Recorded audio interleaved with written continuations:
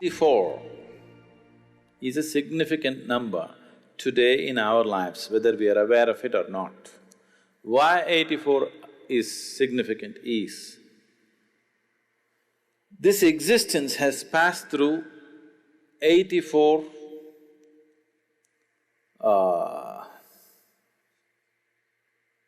happenings.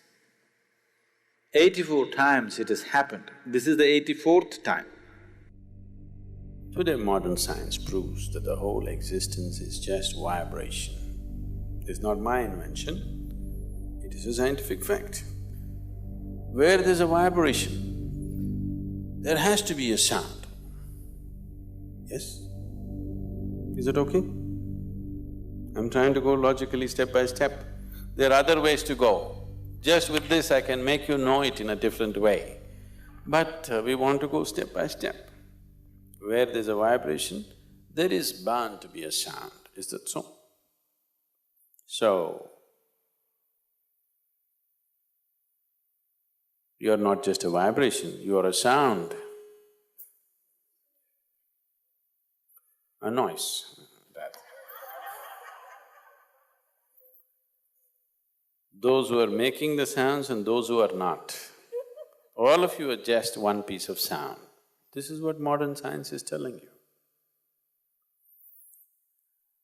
And somewhere way back, somebody told you, first there was a word, and the word is God. You know, they told you a long time ago. A sound is a word, isn't it? A word is a sound, rather. Right now if I say yes, because you know English language, you are attaching a certain meaning to it. If you did not know English language, as far as you are concerned, I'm just making a sound, isn't it? Because you don't know their languages, you are thinking they're making some crazy noises? No, they're saying something.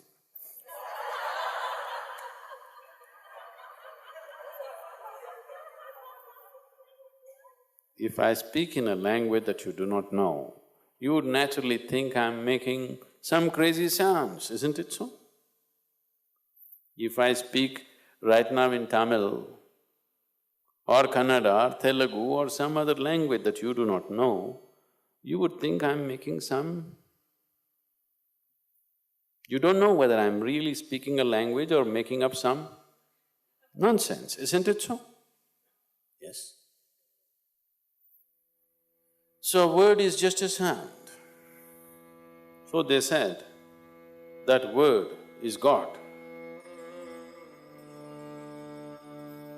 Because anybody who's looked at the existence closely can see that what you call as creation and what you call as the creator cannot be separated. If you separate it, creation will cease to exist. Unless it's constantly supported by the source of creation, not for a moment can this creation process go on. Because creation is not a done thing, it is an ongoing thing. Yes? Are you an ongoing thing or you're a done thing? I hope you're not a done thing. You're an ongoing process. Without the involvement of the source of creation, how would the creation be an ongoing process?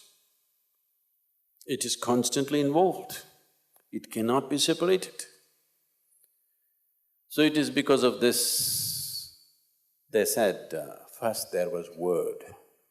That means from total, unmanifest existence, when it began to manifest, the first thing that happened was sound. Even the scientists agree, it was a big bang. A bang means a sound, right? In India, it's very beautifully expressed. The first and only one God who existed in that part of the world was Rudra. Rudra literally means one who roars, a roarer. So why they called him Rudra is, that is the beginning of creation, because it's a roar.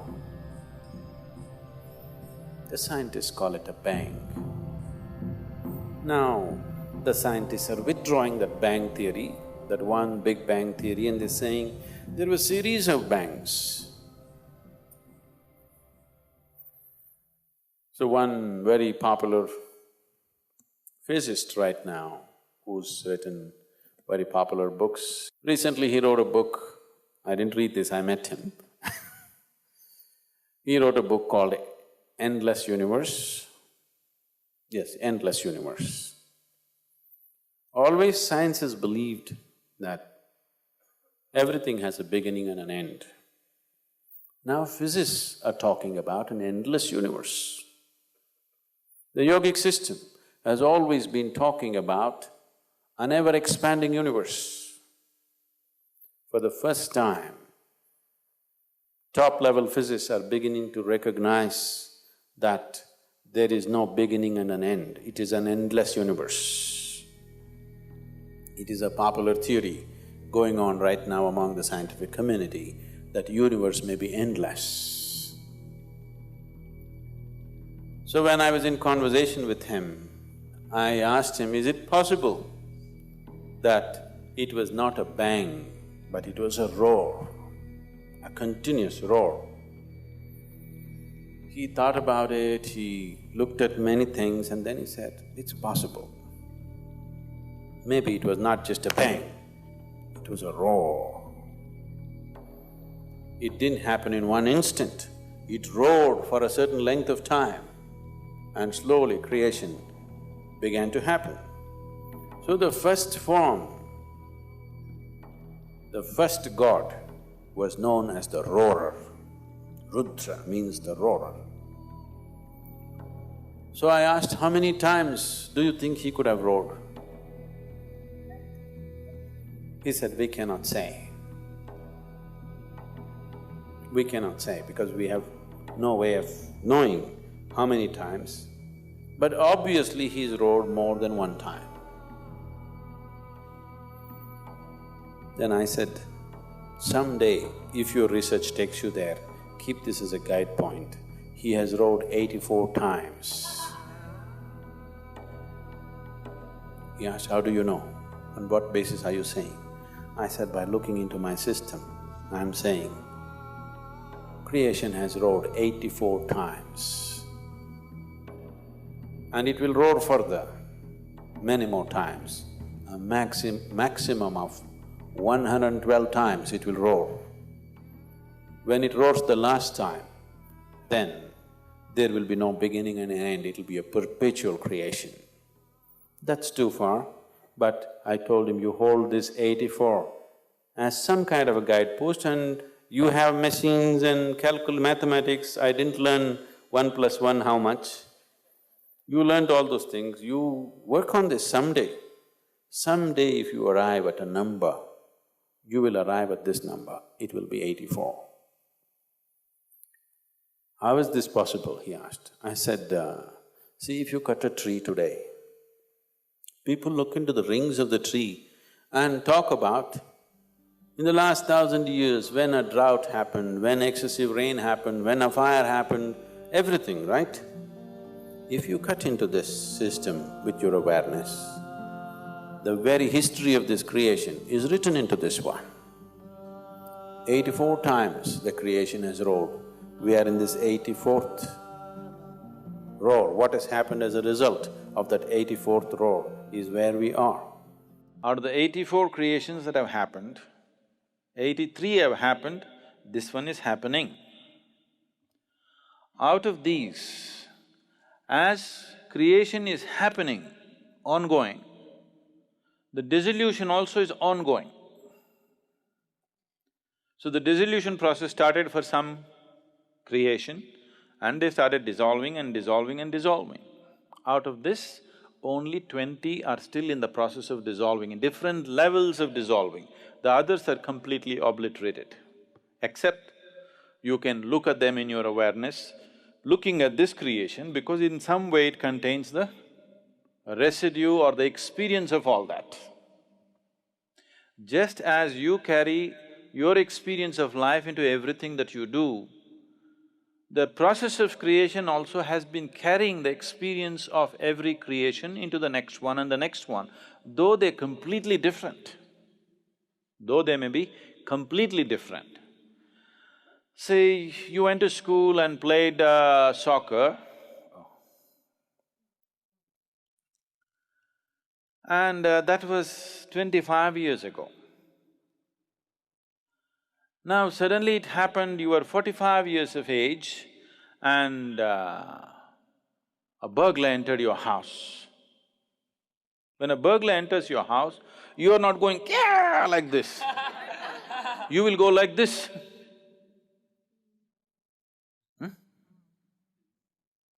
Because your soccer game, suddenly something that you have completely forgotten, somewhere it is there in your system, it pops up. You kick the burglar like a soccer ball, not like a karate kick or a kalaripaitu kick or something else. So the experience, you might have played soccer just for a month, maybe 3 months, but that experience, somewhere the residue of that experience is still ingrained in you and it finds expression somewhere else in a completely unrelated space. This is the way you're growing all the time. This is what we're calling as karma. So this is the individual karma, what we're talking about. But there is a universal karma, there is a karma of the creation itself. Because creation itself is a karma, isn't it? The act of creation, is it not an act? Act means karma, it is a karma. The residue of that karma is always moving into the next phase of creation and the next level of creation. Like this, totally 84 creations have happened, or 83 have happened, 84th is on.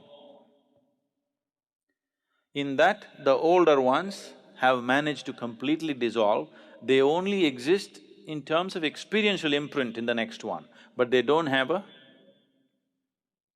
living status.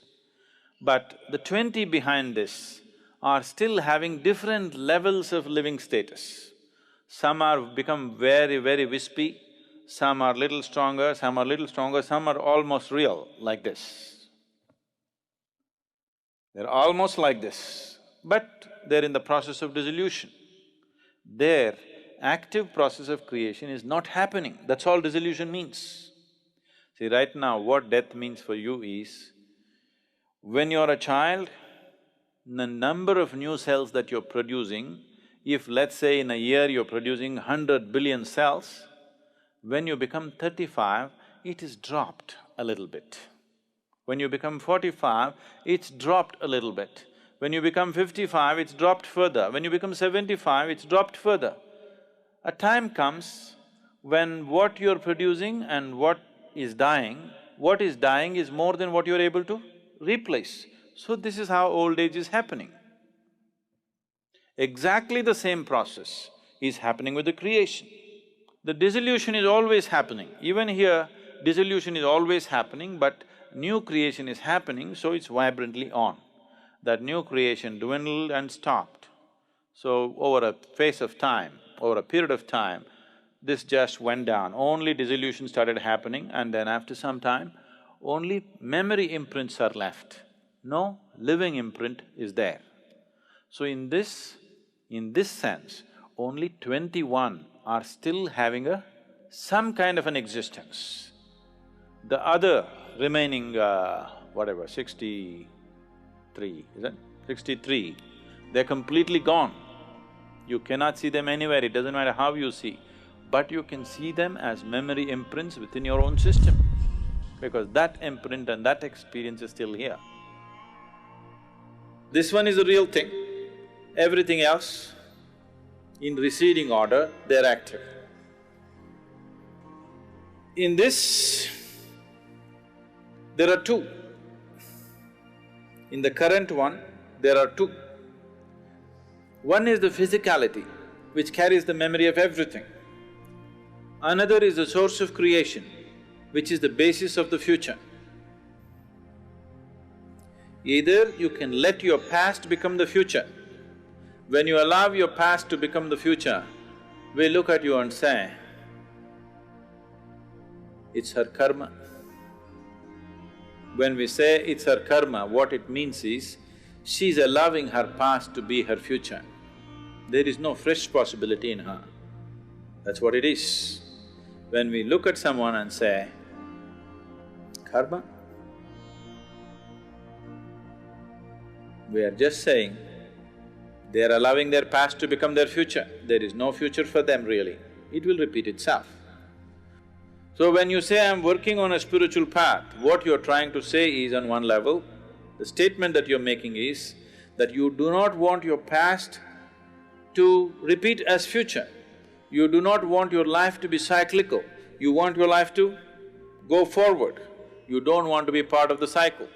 The last chant that you were singing just now is Punarapi Jananam Punarapi Maranam, means this cycle, I want to break it somehow.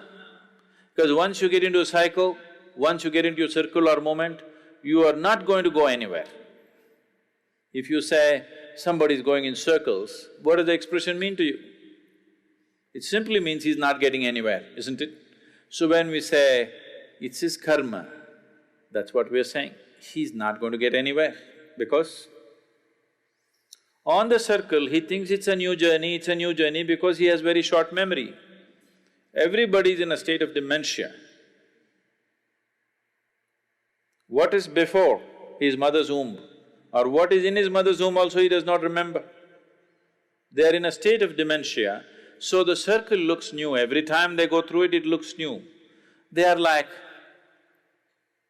animals in a loop, in a circus they put animals on the loop. This is just like that. In India, particularly in the yogic culture, probably it's there in somewhere in the… maybe it's in the Yoga Sutras itself, this example. They are compared to the bullocks at the oil mill.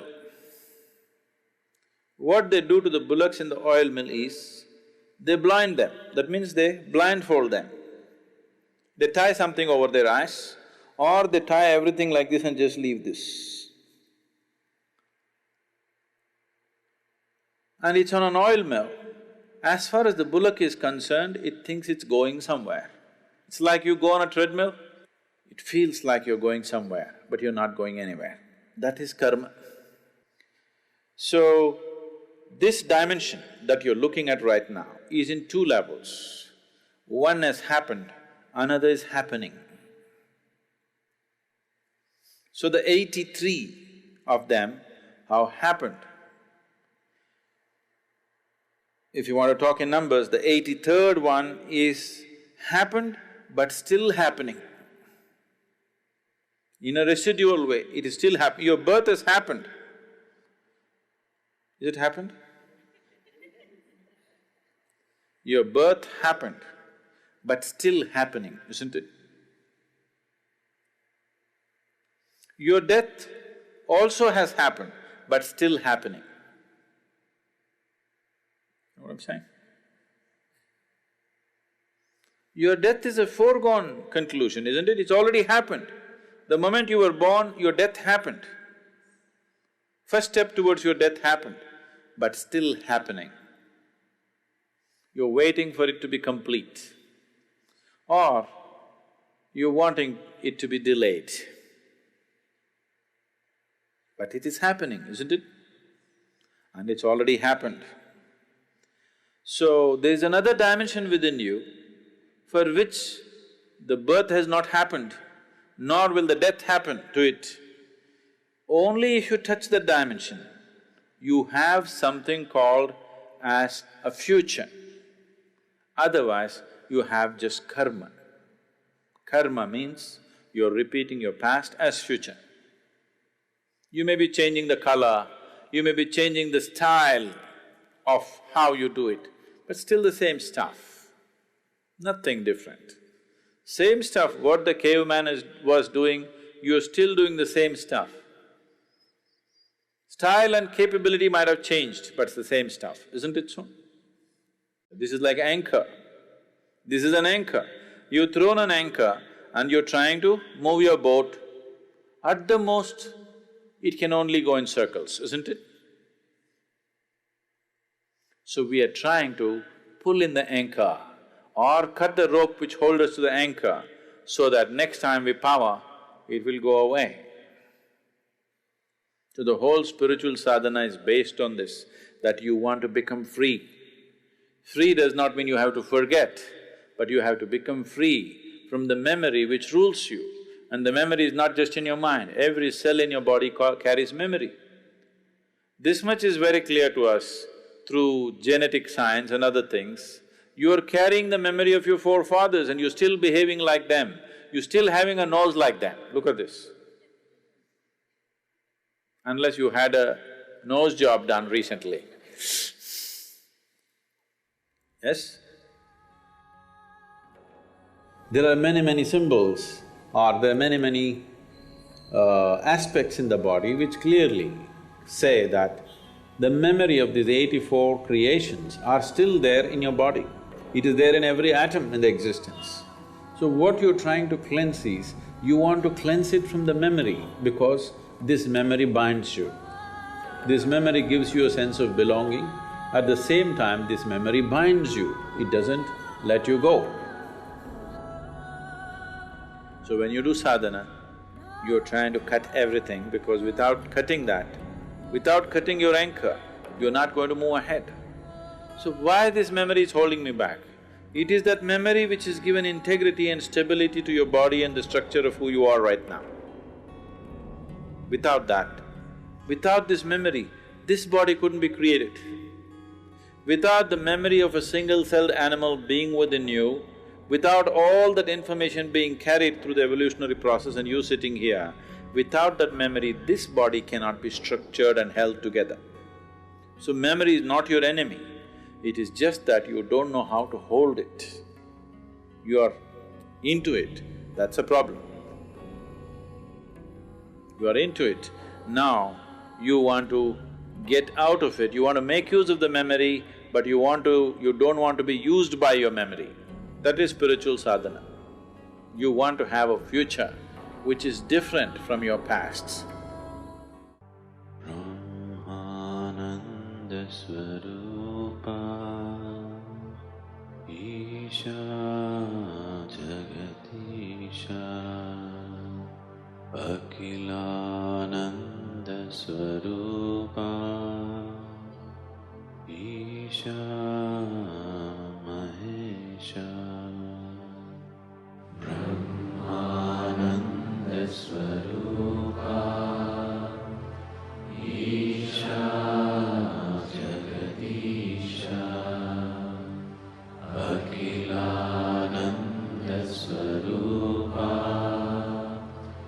Isha Mahesha Brahmananda Swarupa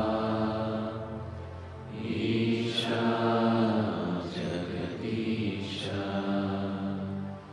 Akhilananda Swarupa